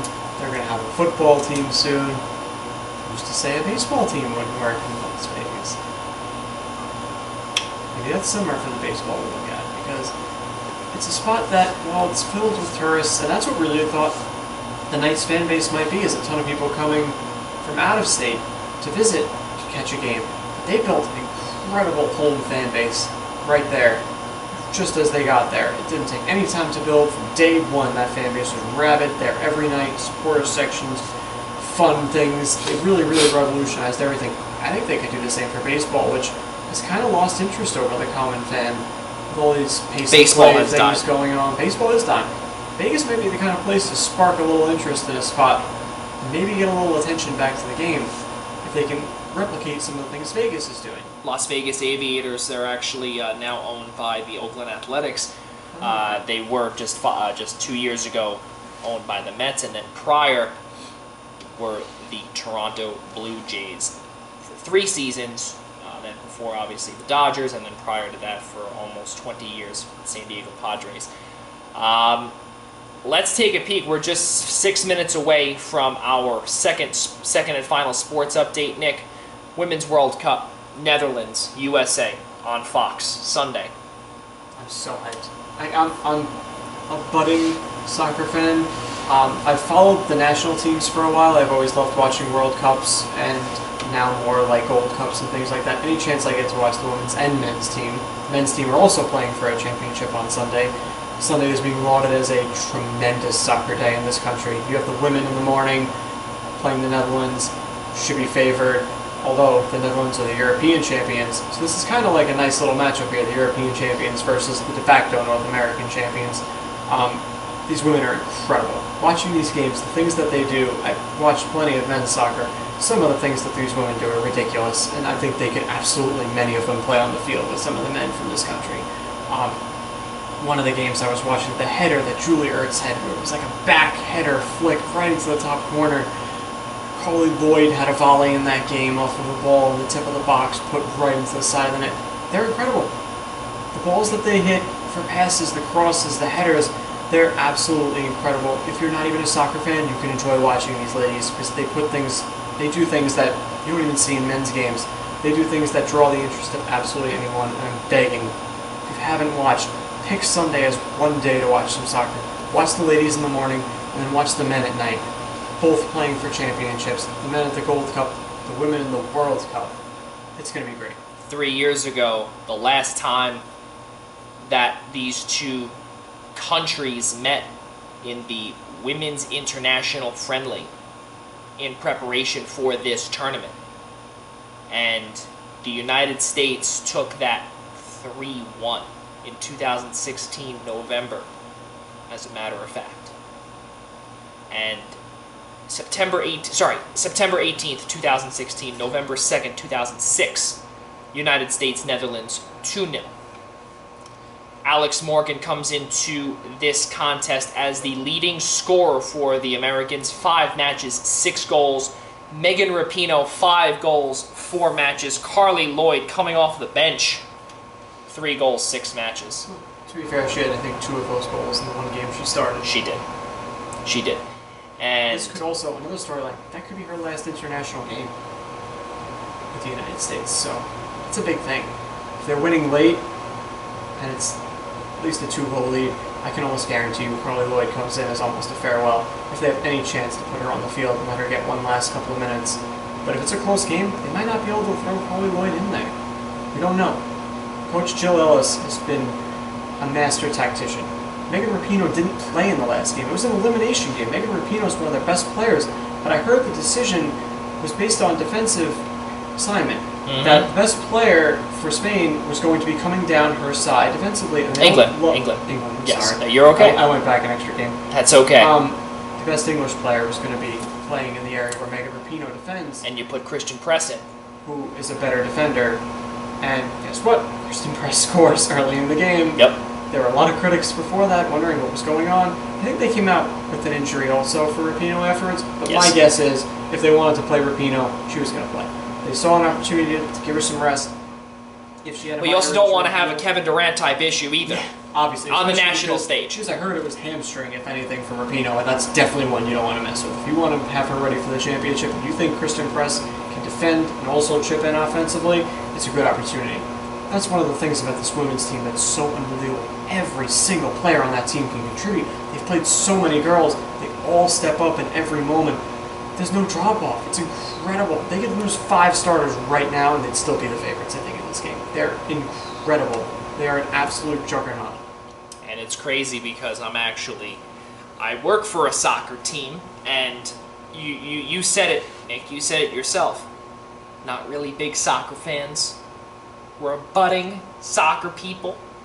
And in addition to that show, August 9th, being live from Toronto, the next day, I'll be attending the Toronto FC game. The first game that I was telling you since 2008, when the New York Red Bulls were still playing at Giant Stadium. That long ago. Looking to this United States... Okay, go ahead. Well, quick note. Yeah. Toronto FC, the reigning MLS Cup champions, they were dominant last year, led by Americans Michael Bradley and Josie Altidore. Yep. They've taken a little bit of a step back this year. Well, no, sorry. They've taken a lot of a step back. Yes. You know. So, we'll see what happens with that. It's going to be a ton of fun. I want to speak about also someone that I used to go to school with who was on that England squad, Rachel Daly. Couldn't believe it. I could not believe that someone that I went to school with at St. John's University, someone that I knew, was playing for the FIFA Women's World Cup. Absolutely That's surreal. amazing. One of the best, or actually the best women's soccer player in Queens. Looking at Toronto FC, I want to bring up 6-5-8 win-draw-loss record, and you are 100% right. The Philadelphia Union 10-5-5 with a plus 11 goal differential. Toronto has a minus 3 goal differential. And the team that they're playing, Orlando City SC, 6-3-9. I think I know why my tickets were cheap. Yeah, Orlando has been much of a disappointment. You will get to see, though, Nani, the very widely heralded Yes. player that they brought in this year, who has definitely been a spark plug. Just one player doesn't make a team. He's not the level of superstar that Wayne Rooney was when he came to DC United, or Zlatan Ibrahimovic coming to the LA Galaxy. Nani's a nice player. He's exciting. So it's something to be able to say you saw a world star play. Could be, for sure. Yeah, that would be nice. So we're going to go to our 6:31 sports update right now. The second one right here on the Primetime Rundown on Blog Talk Radio, simulcasting live on the I-95 Sports and Entertainment Network. The first update we're going to bring you, Nationals third baseman Anthony Rendon will not be participating in this year's 2019 All-Star Game. Unfortunately, Max Muncy will be replacing Anthony Rendon, and the reason why, apparently he announced it on Twitter, or rather Major League Baseball announced it on Twitter, is because of a quote-unquote nagging injury for a few weeks now. According to Byron Kerr of MASNsports.com and MASN Sports, Nationals manager Davey Martinez has said that Rendon is all about the Nationals, and the decision to not go to the All-Star Game to mend an injury is another example of where Rendon's focus lies. No surprise you look at something back just a few years ago in the Olympics with John Tavares when he was an Islander. You don't want to jeopardize your team. And then obviously the Islanders didn't make the playoffs that year. Obviously we won't get back into that. But then you look at also Kevin Durant. There is now, ever since the Kevin Durant injury in the final contest, when he blew out his Achilles, and I don't think it was his Achilles, I think it was his meniscus. No, it was his John Tavares was... no, I'm sorry. No, we were talking about Kevin Durant. Sorry. Kevin I thought Durant. we were back on Tavares. No, his meniscus was, yes, it was his MCL. He blew that out and the meniscus as well. Yes, that entire knee was shattered. And that was where former general manager Garth Snow did say, it's not right. There should be insurance when it comes to that, but we're not going to get into that. We're going to stick here to our sports update. And honestly, I can't really I can't really disagree with what is said here with Anthony Rendon from the Nationals. He doesn't have to play. It's not required like how it is in the NHL level where you would have to sit out a game. So we'll see what happens. It's going to be it's good to see a lot of these players in the All-Star game, but not some of them may not have deserved it. They'll be there. It's a player's vote. It's not the way it used to be years ago. I know you and I have we have a completely different opinions on the All-Star game. You don't like it to be counted. I love it to be counted. I think it's good for ratings. It's good for TV. It's good for the players. But we won't get into that now. That'll be for next week. So that is your 6:31 update. Not much to discuss. Actually, you know what? We will give you one more update. We'll give you the starting lineups for both teams for your local Yankees and Mets. Right now, the Yankees and the Rays, they'll be opening pitch 7:10, just 10 minutes following our broadcast here on Blog Talk Radio. DJ LeMahieu leading off at first base, Aaron Judge, Edwin Encarnacion, Gregorius, Torres, Urshela at third, Brett Gardner in center, Tauchman in left, Austin Romine is doing the catching. The way that you see, Nick, Tampa Bay, they have a lot of turmoil off the field. Their public relations has been a disaster. The Yankees are one of the best teams in baseball, 25-15 on the road. They've been not a surprise. When you trade for Edwin Encarnacion, who Tampa was trying to acquire at the time, the Yankees swooped in and stole, and to no one's avail, could we see a rematch of the 1955 World Series? Dodgers-Yankees. I think we could. Realistically, for me, the American League is going to come down to the Yankees and the Astros. I think the Rays are a solid team. I think the Red Sox are trying to claw their way back into it. The Twins have been a great story, but we all know what happens when the Twins and the Yankees play in the playoffs. We've seen this too many times in recent years. This might be the best Twins team that's been in that playoff situation. I just don't see it happening any other way than Yankees, Astros, and the American League. The National League might be a little more open, but the Dodgers look like they're the clear-cut best team. We've seen them get to the World Series before. We know what their players are. We know what they can do. I could very well see that rematch. And boy, would Major League Baseball love that. If they're struggling for ratings, Yankees, Dodgers, it doesn't get more high profile than that. And not only that, too, 1955, they were still in Brooklyn. So it was a Battle of New York. Now, it's East Coast and West Coast, LA, New York. Yep, I think that would be... both major fan bases, geographical ties. It would be the best thing for baseball if that's what happened. And you said it, Nick, also with the Minnesota Twins as well. Minnesota right now, they are a few games, I believe it's 6 games over 6 games ahead of the Cleveland Indians, 54-32. Cleveland, I think we've gotten to, we've completely secured that. I want to talk about Cleveland, and from what we've heard so many times, fire sale, trading guys for pennies to the dollar, Corey Kluber, Trevor Bauer. There are too many players to name that could be gone. Mike Clevenger, Roberto Perez, Kevin Plawecki. Yeah. You can keep him as a starter. Arguably the best third baseman in all of baseball, Jose Ramirez. Francisco Lindor. 48-39, they're not up to expectation. And the last 2 years has been subpar at best.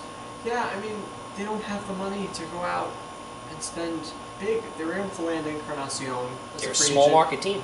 He didn't perform the way they needed him to. They really haven't taken another step since they went to the World Series and lost to the Cubs in thrilling saving game series. That was phenomenal. you feel bad for the Indians. They built it the right way. They have all these young studs they brought up through their own system. They got to the World Series, and they lost in 7 games. I always thought that they'd continue to make runs, and they really did. They've been a good team. It's just that the Yankees and Astros have just been a little bit better, and it's just how it's going to go down for Cleveland. I don't know if they're going to be able to rebuild this thing because they have too many guys they have to pay that they're not going to be able to pay.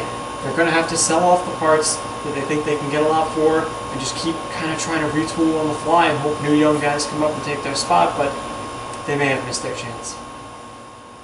Mike Clevenger, Shane Bieber, Roberto Perez, Carlos Santana, who they reacquired. Philadelphia, Philadelphia signed him to a free agent deal. Philadelphia traded him to Seattle. Seattle then traded him to Cleveland. So they reacquired. Jason Kipnis back to playing second base. At one point, he was the starting center fielder. That was something. He wasn't that bad out there. He wasn't. It was a wild experiment, but it kind of worked. It was the spot they just couldn't fill was out there in the outfield. It was always a tough go. And you know what? You feel bad for the Indians. Look at Michael Brantley. They stick with him for so long. He just keeps getting hurt. He showed all that promise. They finally cut ties. He goes to Houston. He's an all-star. And he's a starter. Finally puts it all together when he goes to Houston, obviously one of Cleveland's biggest rivals in the American League as one of the top teams. That's just bad luck. Houston also on top of it, they have lost. Well, actually, their outfield,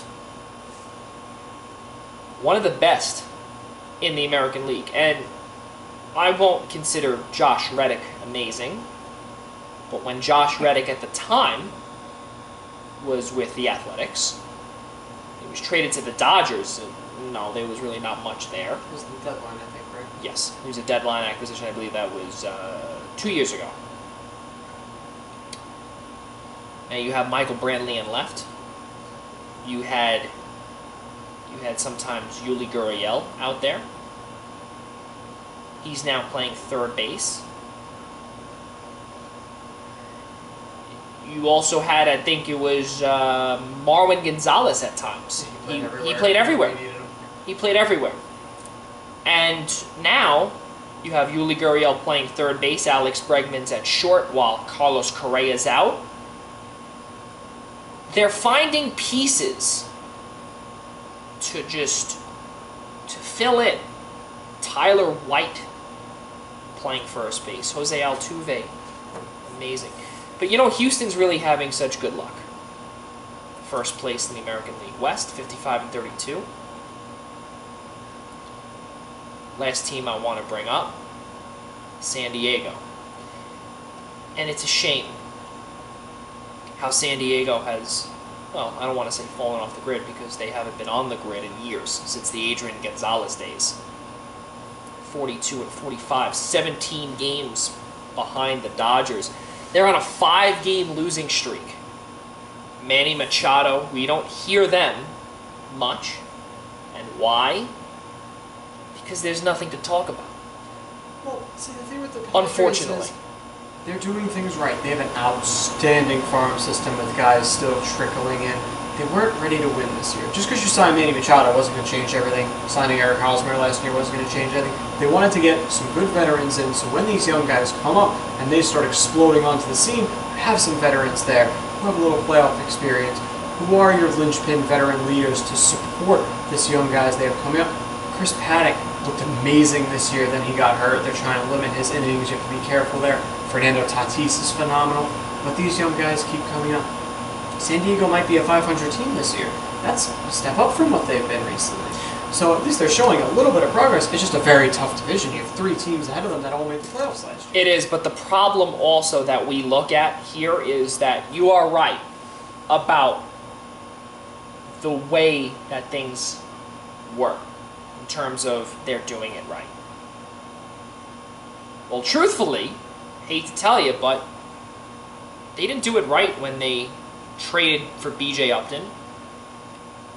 When they traded Steven Souza, who at the time, obviously he's been having bad injury luck. Arizona tore his ACL, I think a game in or 2 games in. San Diego, they're doing it, in my opinion, I disagree with you. I think they're doing it wrong. And the reason why is because you look back to a couple of years ago when they traded They traded, they put all their cards on the table and said, here you go, to Atlanta.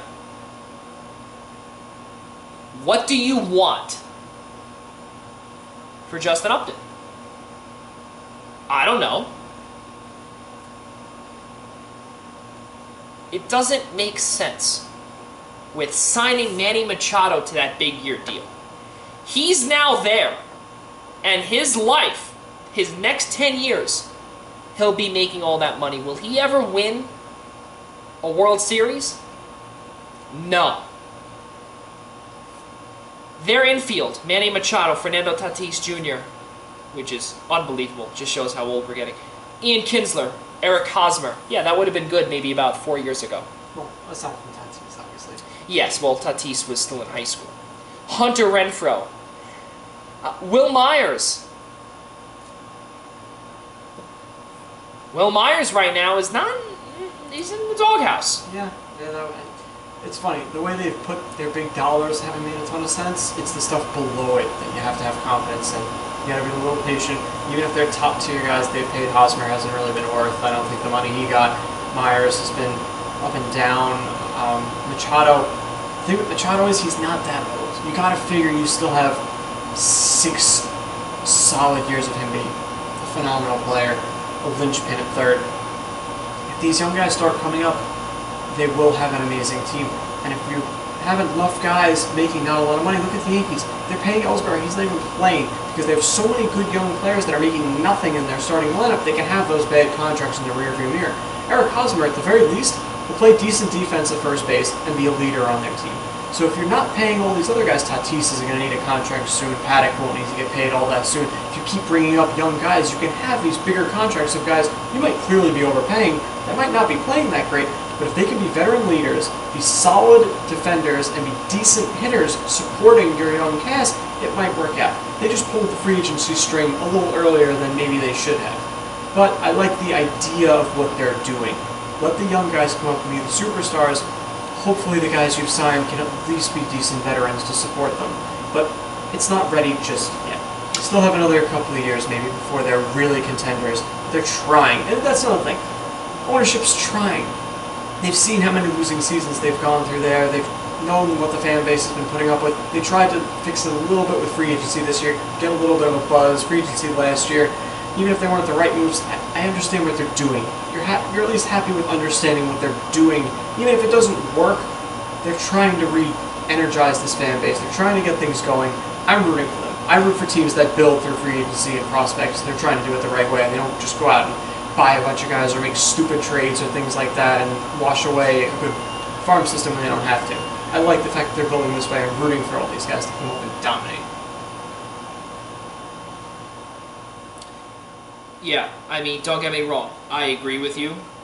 And I agree with the fact that they are trying to win. You look a few years ago when they traded Yasmani Grandal, who did not pan out. He did for a little bit. Still on the Dodgers. If I'm not mistaken, I think he's still the starting catcher. No, he's not. He's signed a one-year deal with Milwaukee. Yes. He's actually having a good year. That's right. He kind of got in the Dodgers doghouse. Dodgers doghouse. Yes, that is right. Yes, with Dave Roberts, of course. December 18th, 2014. Matt Kemp, Tim Fedorowicz, Yasmani Grandal, Joe Whelan, Zach Eflin, all a part of a 5-player deal going north on the San Diego freeway. I think the biggest name that they lost was Jesse Hahn, who hasn't really panned out for Oakland. Derek Norris, where did he go? Rene Rivera, remember him? Yeah. With the Mets? Okay. Will Myers, Ryan Hannigan, Jose Castillo, Justin Upton from the Braves, Jace Peterson, Max Fried, Dustin Peterson, Malik Smith. Those guys haven't really panned out yet, or ever will. Malik Smith's playing all right for Tampa. Yeah, But it's not bad. It's hard to get attention in Tampa. Yeah. He's he's in Tampa. No, sorry, I think he's in Seattle. That is correct. Number 0. Oops. No, you're okay. Will Nieves, you also signed, or rather you traded for, Craig Kimbrell, B.J. Upton, Melvin Upton Jr., and you traded Carlos Quinton, Cameron Maben, Matt Weisler. Yeah, that was the last time they went for it. And when they were doing it, everyone 74 and saw it as a 88. disaster. It was a disaster. Just seeing them make those trades, everyone was shaking their head. And they were jumping the gun too early on a kind of a rebuild they had going then. And they were making trades that didn't make a lot of sense, that didn't seem like they were going to work out, and they blew it. Hopefully this time they don't make the same mistakes. I agree with you that as of right now, it's hard to see a bright future here, because they've shown that they can get impatient and make shotgun bad decisions and things like that. And we've seen that with Hosmer. That contract looks a little ridiculous. Machado, it's way too early to call on that one. You do have to be aware that they could screw this up, but they have the prospect pool there. If things pan out, it could look really good. And we've already seen that Tatis has panned out. He's going to be a stud. We've seen Paddock pitch. He's going to be a stud. It's a matter of how many more guys can they bring up, and if they can be patient with the right ones and develop them correctly. Well, I could tell you one person or one team where it hasn't panned out at all. Do you remember a pitcher, and this is for the rest of everybody, named Shelby Miller? Arizona and Atlanta. You know, we normally don't say, well, you know, it takes a few years before the win can be seen or the loss can be seen from a team. December 9th, 2015, when Shelby Miller was traded, Dansby Swanson, who was at one point the starting shortstop. Let's not forget, Didi Gregorius had just left via trade.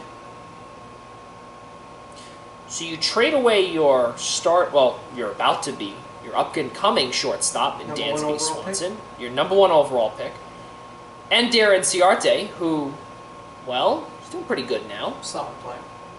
Aaron Blair. Aaron Blair is free agent. He's not doing anything now.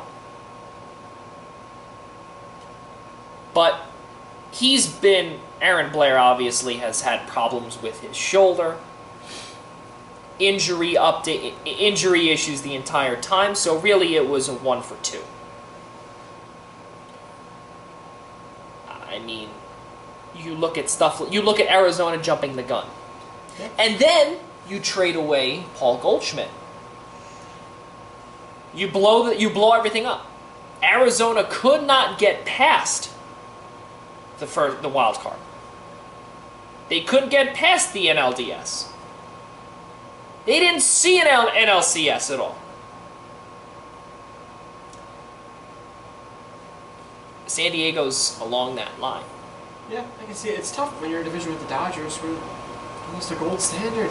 They always have prospects sit at the top. They have a great development system. They bring up young guys. They know when to trade guys in. They know when to send guys out. You send out Puig, you're still doing pretty good. Like, they know when to move the right guys. They have such good leadership in that organization that it's hard to be a team in that division and compete.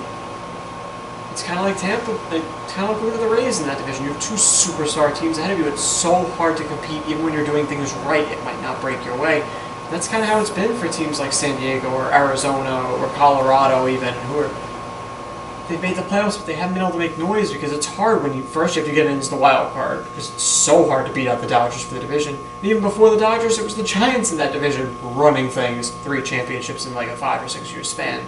So these teams have tried. They've tried different things. They've tried signing free agents. They've tried making trades. Just, things don't always work out. It's hard being in a division with teams that really know how to get it and do things right. So maybe the Dodgers cycle will end at some point. Colorado, Arizona, or San Diego will take over the way that San Fran ran things before the Dodgers really took over. San Francisco, Bruce Bochy is retiring after this year. A true legend. Really a true legend. One of the last old school managers. Managed with his gut, got things done, won titles, great decisions over and over again. He's the epitome of the anti-analytics argument. We won't really see another one of him ever again, I don't think. It's going to be hard. The only guy really swimming out there that I think might be able to do it is Buck Showalter, who can get back in the game in the right situation, because he's still an old school type manager. He's shown that he could rebuild teams if given the right situation. It didn't go great with Baltimore, but they had a couple of years where they were semi-competitive from where we didn't think they were going to be. It just never really came In to the fruition. ALDS, yeah. But the problem is that they're another team that doesn't spend money, Baltimore. No, it's They, tough. they don't spend money at all. It's hard to spend money when you don't make money, and then it's hard to spend money when you put it in the wrong places. You give Chris Davis Mark that Trumbo. little contract, Mark Trumbo right there with him, and things just don't work out. Sometimes you just got to tear it down. So, I mean, it's tough. Small market teams have to do things in creative ways, and that's the way the Rays have become successful, is that this whole opener thing. They only have 2 or 3 pure starters. They make every trade imaginable to take on little bits of salary to bring in more prospects, because they know that that's the only way they can really build. They're better off using money on bringing in a prospect and a bad player on a bad contract than signing a free agent for that little money. It's not going to move the needle. Just like the Cincinnati Reds, where they took on Matt Kemp, Yasiel Puig, Alex Wood, Sonny Gray. Tanner Roark. Yep. I think he was just signed outright, but they're doing kind of the same thing San Diego is, where they feel like they're young kids. They've lost for long enough. They have enough of a prospect pool. They have enough young kids, Nick Senzel, that they're trying to supplement it with veterans. They haven't been very good this year, but it's kind of the same situation as San Diego, where maybe if we're a little patient, we give them a few years, more of their kids will come up, make bigger impacts. We'll see how they operate going forward. All of those deals have been kind of a mixed bag. They've been very kind of anonymous out there, where we thought they might be good, but when they weren't good quickly, everyone kind of stopped paying attention. They haven't been any good, so it's like, what am I looking for there? They don't have anything super exciting. Puig hasn't had his usual antics, so... Taylor Trammell, number 27 on Major League Baseball's 2019 Prospect Watch. And from right now, they got a long ways to go, the Cincinnati Reds. I remember when I was out there in Cincinnati last year, and I went to go see Reds and the Pirates. Scooter Gennett. Yeah, Unbelievable. Tough injury. Unbelievable tough injury, but also remarkable young player. Last year, he made the All-Star game, and if I'm not mistaken, I think he was a starter. But regardless, if he was a starter or not, he had one of his best seasons. Actually tried acquiring him on fantasy last year. Drafted him this year. Yeah, R.I.P. yeah, and he won't be back till next year. So, Wait, what? Oh, he already came this year, didn't he? He's played a couple of games. He's been back recently. I think he just got dinged up again, but he came back the first time at least. He's playing this season. He might not be back to strength until next year, but he is back. It wasn't that big of a deal. Yeah, he actually just left the game yesterday with groin tightness, but he had come back. well, in that case, Nick got me there. And we're actually going to finish with one piece of breaking news. And it's not about Kawhi. You don't have to worry about that. We're going to stick to baseball. I'm sure that'll break after we're off the air. Most likely, just like, yeah. So, Phillies beat writer Matt Gelb has reported that Odubel Herrera has been suspended by Major League Baseball for the remainder of the season, Thank you. and his wages will be garnished for the remaining 85 games. Good. There we go. Progress. Now, we look back to what Nick has spoken about, and what we have spoken about earlier in the Semyon Varlamov issue, in the Slava Voinov issue. Does Odubel Herrera deserve to come back and play next season if he is found guilty? In my opinion, the second you're guilty, you have cost yourself a chance at playing professional sports. These guys are so fortunate to play the game that they love, make millions of dollars. And then they take it for granted. And they take it for granted, do something ridiculously stupid. That should be it. You shouldn't get second chances. There are enough players out there banging on the door, busting their butts to try and get in there. Stop costing these guys opportunities by giving jobs to guys who have ruined their one chance. You should not be able to play professional sports if you don't have a clean record behind you. It's ridiculous. Scott Kingery, Jay Bruce, Bryce Harper. Top 3 outfielders for the Phillies. Andrew McCutcheon obviously tore his ACL. As you heard on Blog Talk Radio, we have 90 seconds to go, but quick talk about Kingery. He's had a really solid season for them. He almost got forced out by all those free agent signings. McCutcheon might have saved him a little bit. He's been hitting a lot more lately. I think he has almost a 300 average this season. And he was kind of overlooked coming into this year because he was a good fielder. He didn't really hit that much last year, but it was his first year up at the big club after being a big prospect. He's taking a step forward and maybe hasn't gotten enough attention for it. 309 average, 5 stolen bases, 26 RBIs, 10 home runs. Quickly, Nick, I do want to ask you this question. Who wins the home run derby? Give me the hometown kid. Give me Pete Alonso. He's been incredible. What about you? Give me a little bit of Vladimir Guerrero Jr. And I personally think his father, what he's done in the past, the offspring is going to really... Best matchup in the first round by far. Yelich and Guerrero. The 1 and 8 seed. It's going to be fun to watch. It's going to be tons of fun here on Blog Talk Radio. We cannot thank you all enough for tuning in here today. For Nick Partain, I'm Joey Jarzinka saying so long on Blog Talk Radio, simulcast live on the I-95 Sports and Entertainment Network. We'll see you all next Friday, July 12th from 5 to 7 p.m. Follow us on Facebook, Twitter, and Instagram. Good night. Thanks, guys.